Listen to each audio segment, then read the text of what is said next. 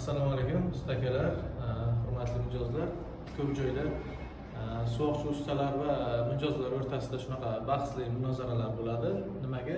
Atkoslar qanday hisoblanadi? Qaysidir ustalar, so'qchi ustalar, brigadirlar aytadi, qaysidir aytish esdan chiqib ketadi. Shunda boshqa yana so'qchi ustalar bor.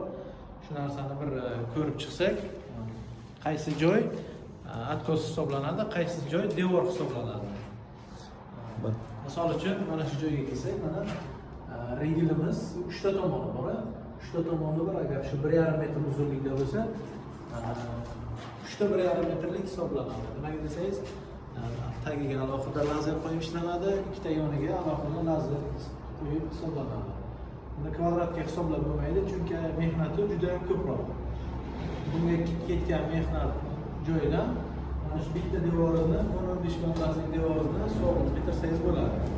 Keyingisi mana shu regil bo'lsa, regilimiz 5 metrlik bo'lsa, buni alohida tagi alohida hisoblanadi.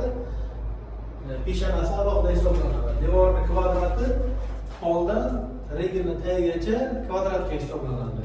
50 santimetrdan kichik joy albatta bu atkos hisoblanadi. Atkos bu metr kvadrat emasda metrga hisoblanadi.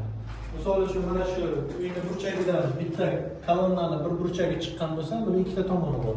Bu yog'i alohida 3 metr hisoblanadi, bu yog'i 3 metr. Nimaga desangiz, bu mehnat, vaqt, bilim talab qiladi. Shu uchun shunaqa hisoblanadi. Bu bitta bizda emas, boshqa brigadalarda ham shunaqa bo'lishi kerak. Ustakalar ko'rib turgan bo'lsangiz, fikr mulohazalaringizni kommentariyaga yozinglar.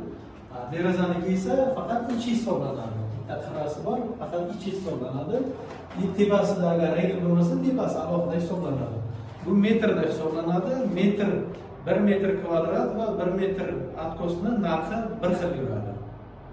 Rahmat.